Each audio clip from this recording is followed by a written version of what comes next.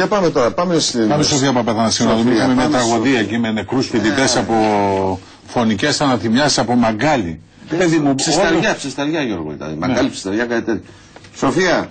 Ναι, να το πούμε από την αρχή ότι όλος ο κόσμος θα έπρεπε να ξέρει ότι δεν γίνεται, δεν πας με το μαγκάλι δίπλα να κοιμηθείς και με κλειστές πόρτες και κλειστά. Έλα Σοφία, τι έχει γίνει, για πες μας.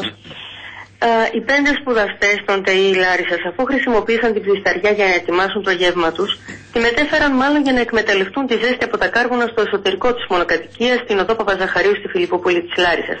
Ήταν από αυτές τις ψισταριές, αν έχετε υπόψη σας, που φτιάχνονται από κομμένο θερμοσύφωνο. Είχαν κόψει ένα θερμοσύφωνο, είχαν βάλει κάρβουνα μέσα και ψήσαν να φάνε. Και μετά το βάλανε μέσα. Όταν λοιπόν μπήκαν στο σπίτι, ήταν περίπου 2 το μεσημέρι και έκτοτε δεν έδωσαν σημεία ζωής. Ο πατέρας ενός εξ αυτών τηλεφωνούσε από τα Χανιά και όταν είδε ότι οι ώρες περνούσαν, πήρε τηλέφωνο σε μια φίλη του γιού του και την έστειλε να δει τι συμβαίνει. Η κοπέλα έφτασε λίγο μετά τις 6 έξω από τη μονοκατοικία, χτύπησε την πόρτα αλλά δεν πήρε απάντηση. Όταν αφουγκράστηκε να δει αν ήταν κανείς μέσα, άκουσε τα παιδιά που ήταν ακόμη εν ζωή να βαριανασαίνουν. Με τη βοήθεια της πιτονικοκυράς άνοιξε την πόρτα και κάλεσαν σε βοήθεια ένα γείτονα γιατρό. Για 2 από τους 5 φίλους ήταν ήδη αργά, πρόκειται για έναν 21χρονο από τα Χανιά και έναν 22χρονο από τη Χαλκίδα. 3 ακόμη συμφοιτητές, 2 Έλληνες και ένας αλλοδαπός, μεταφέρθηκαν οι 2 σε κομματώδη κατάσταση στις μονάδες εντατικής θεραπείας του Πανεπιστημιακού και του Γενικού Νοσοκομείου, όπου οι 2 διασωληνώθηκαν καθώς παρουσίαζαν σοβαρή αναπνευστική ανεπάρκεια. Ο τρίτος, ένας 23χρονος από τα Γιάννενα, νοσηλεύεται στη μονάδα εντατικής θεραπείας του Πανεπιστημιακού Νοσοκομείου, χωρίς να έχει διασωληνωθεί, καθώς η κατάσταση υγείας του είναι καλύτερη. Παραμένει όμως βυθισμένος, όπως είπαν οι γιατροί, δεν έχει δηλαδή επαφή με το περιβάλλον.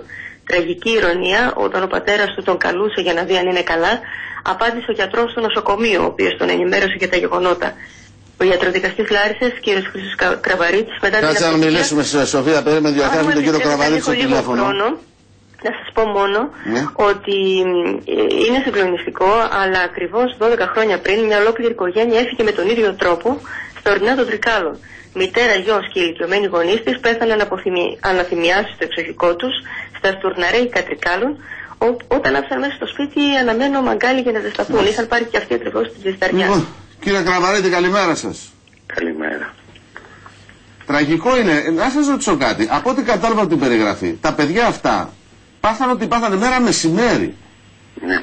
Καταρχάς, λόγοι επιστημονικής συνέπειας πρέπει να μας κάνουν να επισημάνουμε ότι μιλάμε για τα πρώτα ευρήματα, έτσι, τα οποία κατευθύνουν στο ασφυκτικό. Γενικά, εκείνο που έχει νόημα είναι να πείτε κι εσείς να το καταλάβουν όλοι και ειδικά νέα παιδιά, γιατί παλιοί το ξέρουν, το πόσο επικίνδυνο είναι αυτές οι αναθυμιάσεις, πόσο επικίνδυνες είναι. Ασφαλώς. Και υπό συγκεκριμένες συνθήκες που όλα τα ευρήματα δείχνουν ότι υπήρχε και μια κατανάλωση εθιλικής αλκοόλης στα πλαίσια, ας πούμε, κοινωνικής πόσης. Υπήρχε και λίγο κρασί εκεί πέρα. Το οποίο και αύξανε την τοξικότητα του μονοξυδίου του άνθρακος και ταυτοχρόνως περιορίζει τις αντιστάσεις του οργανισμού στην κατεύθυνση του επερχόμενου θανάτου. Κύριε Κραβαρίτη, να σας ρωτήσω κάτι. Όταν έχουμε μια ψισταριά με κάρβουνα, ένα μαγκάλι με κάρβουνα μέσα στο δωμάτιο, εγώ θυμάμαι από παλιά ότι αν κοιμηθείς στον ύπνο σου δεν καταλαβαίνεις, δεν προλαβαίνεις να αντιδράσεις και κάποια στιγμή, ας πούμε, όταν είσαι ένα μέρα μεσημέρι όμως, μπορείς να είσαι ξύπνιος, να πηγαίνεις να άρχισεις και να καταπέσεις έτσι χωρίς να προλάβεις να ανοίξεις την πόρτα. Καταρχάς φαίνεται ότι ο χώρος ήταν ερμητικά κλειστός. Εκεί δηλαδή που βρέθηκαν από τις αρχές. Οι πρώτοι στο χώρο του συμβότους προσήλθαν οι εκπρόσωποι της εντολής αρχής, μετά πήγα εγώ. Δεύτερον, φαίνεται ότι και η κατανάλωση της εθιλικής αλκοόλης έπαιξε κάποιο διαδραματικό ρόλο. Επιβαρύνει την κατάσταση, επιδεινώνει την κατάσταση, ας πούμε. Αφενός πολλαπλασιάζει την τοξικότητα του μονοξυδίου, κάνουν ένα είδος συνέργειας, να πούμε, οι δύο αυτές ουσίες. Αφετέρου, λόγω της καταστολής που επιφέρει στα επίπεδα των ανώτερων του υγιών του κεντρικού νευρικού συστήματος, πώς να το πω κατά κάποιο τρόπο, αναστέλει τις αντιστάσεις του οργανισμού απέναντι στην μειωμένη πρόσληψη οξυγόνου. Οπότε δηλαδή έχει μια επινηλία, ο θάνατος δηλαδή έχετε γλυκός κατά κάποιο τρόπο. Από εκεί και πέρα είναι το γεγονός που πρέπει να επισημάνουμε πέρα από αυτό, το ότι έχουμε αυτή τη στιγμή όχι μόνο δύο παιδιά νεκρά, αλλά και τρία παιδιά τα οποία είναι σε κρίσιμη κατάσταση, ότι η εποχή της οικονομικής ανέχειας έχει φέρει θανάτους τριτοκοσμικού χαρακτήρα. Βέβαια. Περιστατικά τα οποία έχουν διαφοροποίηση με αυτά που συναντάμε σε άλλες σε ανεπτυγμένες χώρες. Έχετε στο μυαλό σας και κάτι άλλο βέβαια, εκτός από το μαγκάλι, τι άλλο δεν έχετε στο μυαλό σας και το λέτε αυτό?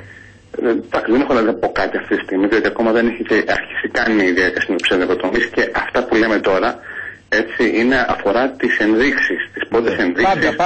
Πάντα. Με ενδείξεις όμως με σημαντικό επίπεδο βασιμότητας, έτσι.